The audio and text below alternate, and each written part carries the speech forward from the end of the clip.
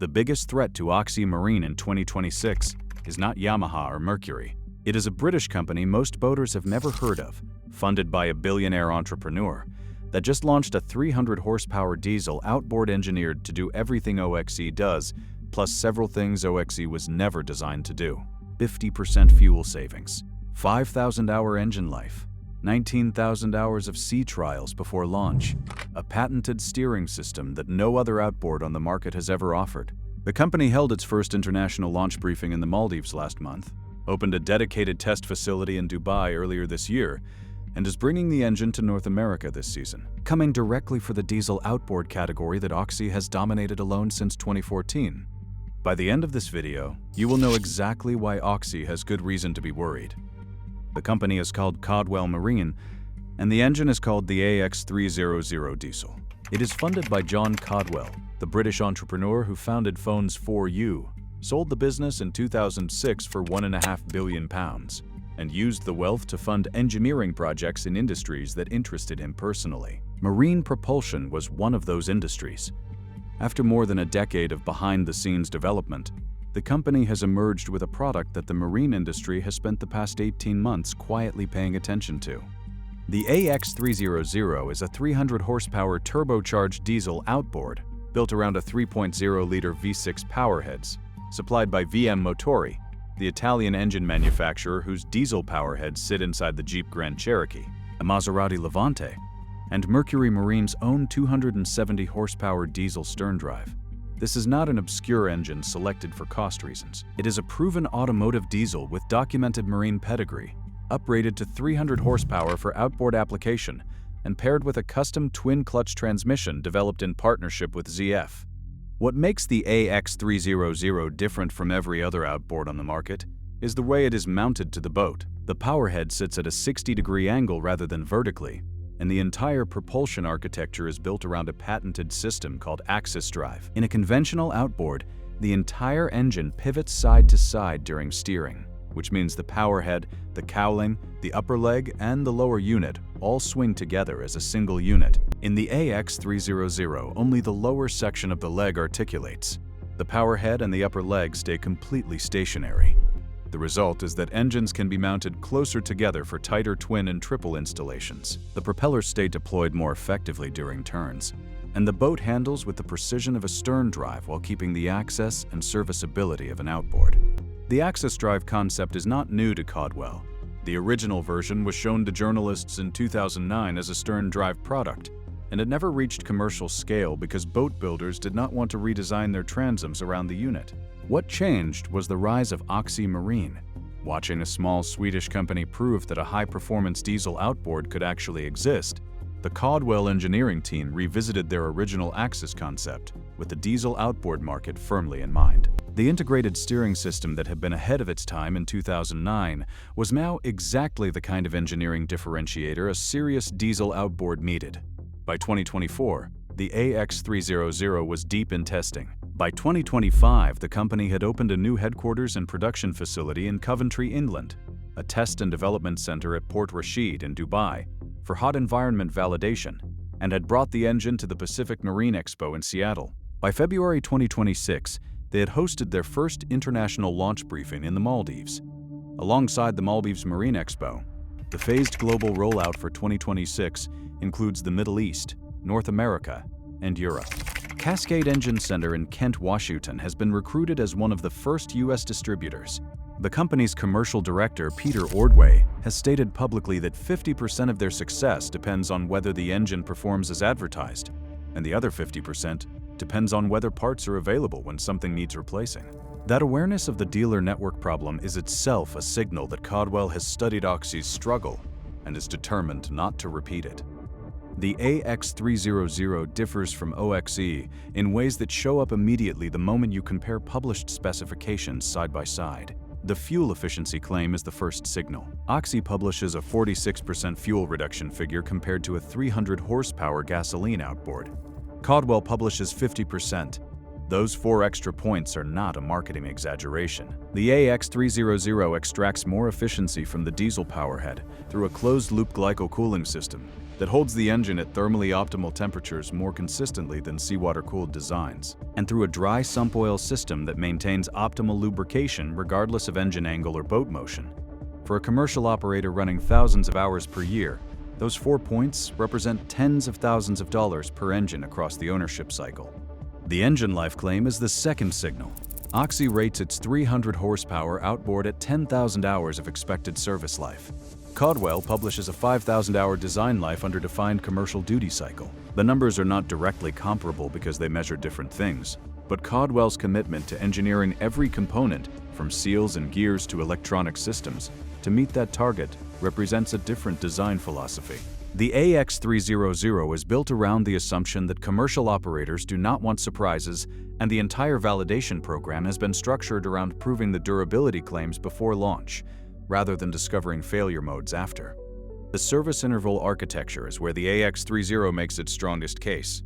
The 50-hour and 250-hour services on this engine can be performed entirely in the water, with the boat still floating and the engine still mounted.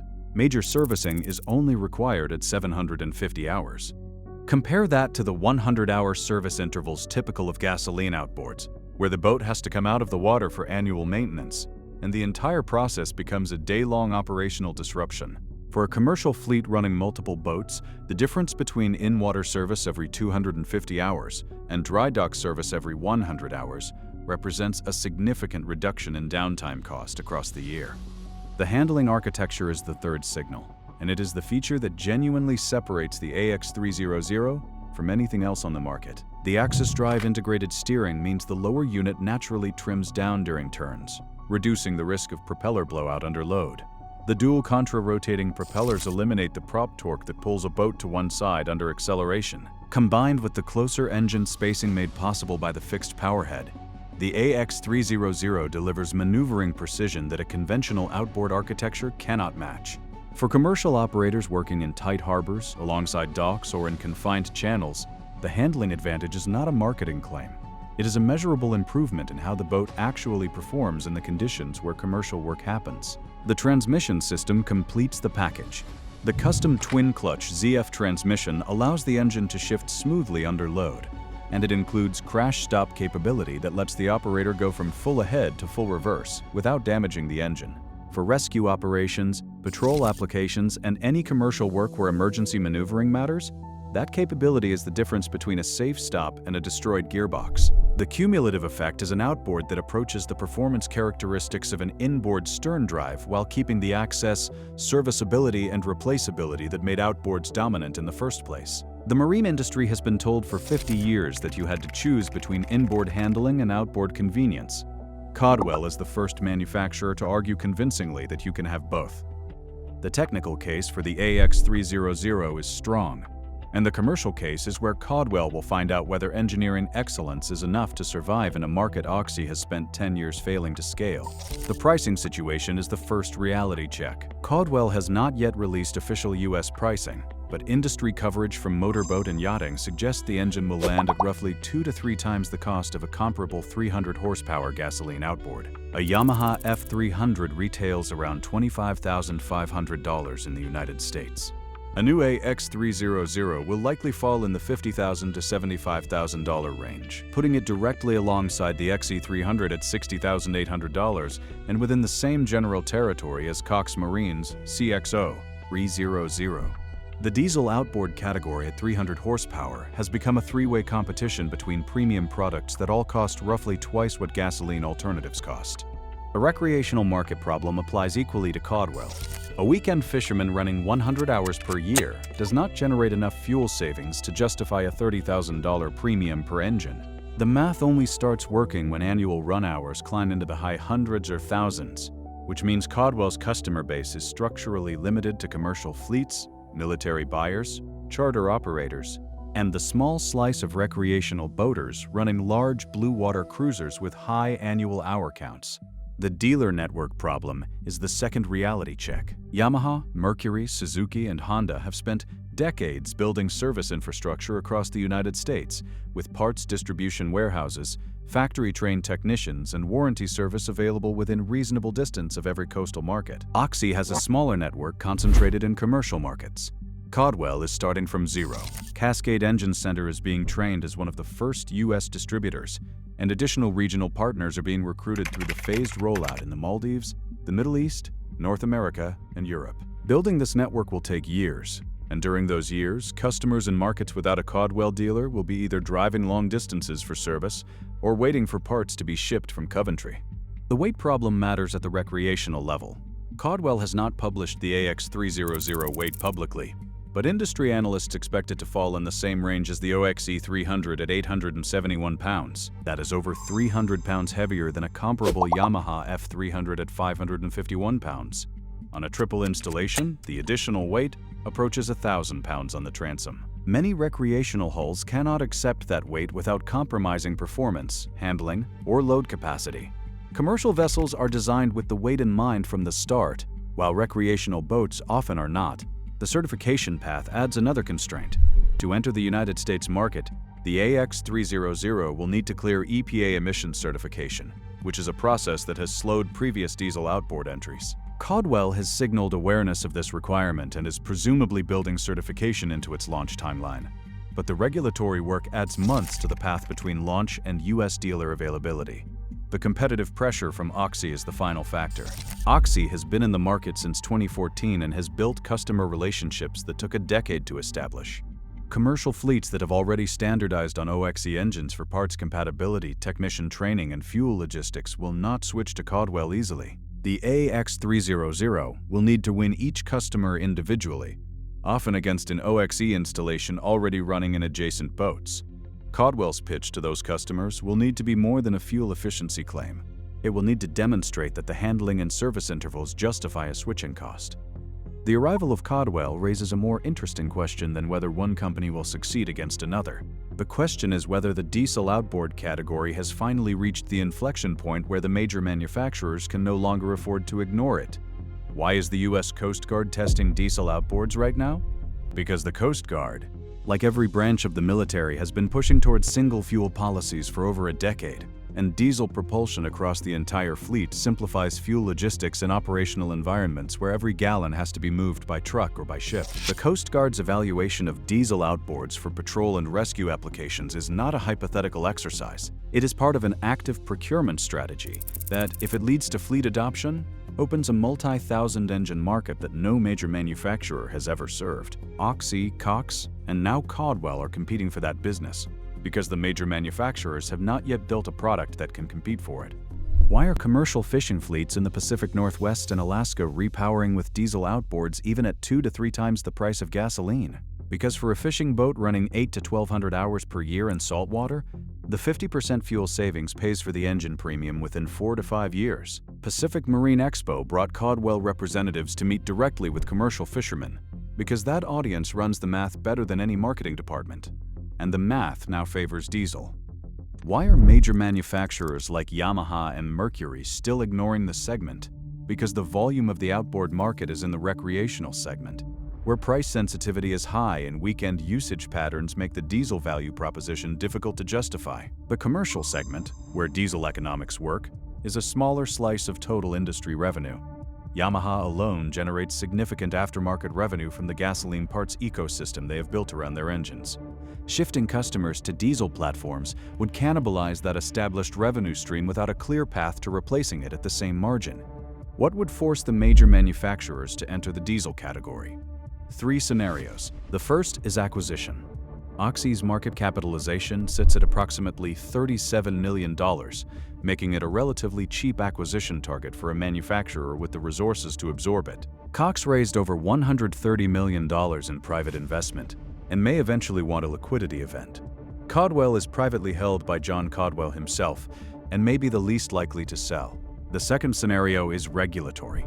As emission standards tighten in California and European waters, the regulatory advantage of diesel over gasoline shifts from a technical curiosity to a competitive factor. The third scenario is customer migration. If commercial fleets start preferring diesel at scale, dealer networks will follow, and the major manufacturers will face a structural disadvantage in any segment that prioritizes operating cost over upfront price. The diesel outboard category has now matured beyond the point where there is one obvious solution. OXE chose horizontal engine mounting with belt drive. Cox chose vertical V8 architecture with conventional gear case. Caudwell chose angled mounting with integrated steering. Three credible engineering approaches now compete for the same customer base. The diversity of solutions is itself a signal that the category has moved past experimental status and into genuine competitive maturity. The major manufacturers prefer to enter mature markets rather than create them. The diesel outboard category is approaching that maturity threshold. By 2028 or 2029, the calculation that has kept Yamaha and Mercury on the sidelines may shift far enough that staying out of the diesel market becomes more expensive than entering it. The next 5 years of marine outboard propulsion will look different from the previous 5, and Caudwell's launch is one of the clearest signals of what is coming. In the short term, the diesel outboard category will continue growing inside its current customer segments. Commercial fleets, military buyers, and offshore operators will keep migrating toward diesel because the operating economics increasingly favor it. The three current manufacturers will compete for that business. OXE's belt drive design will appeal to operators who prioritize service simplicity. Cox's vertical V8 will appeal to operators who want familiar architecture. Caudwell's integrated steering angled design will appeal to operators who prioritize handling precision in commercial environments and run high enough hours to justify the premium pricing. In the medium term, the question becomes whether one of the major manufacturers makes a move. Acquisition remains the most likely path. OXE sits at a market capitalization of roughly $37 million, making it a relatively cheap target. Cox has raised over $130 million in private investment and may eventually want a liquidity event. Caudwell, privately held by a billionaire founder, is the hardest acquisition target on the list. The deeper lesson of the Caudwell story is about how marine technology categories actually develop. OXE proved the engineering. Cox added competitive pressure. Caudwell brings serious capital and a steering innovation that pushes the category forward. Each company contributes something the others do not, and the cumulative effect is a diesel outboard market that looks more credible in 2026 than it did in 2020. The boat sitting on your trailer today was designed around a gasoline outboard. The boat being built in 2030 may not be, and Caudwell Marine just made it harder for the major manufacturers to keep pretending otherwise.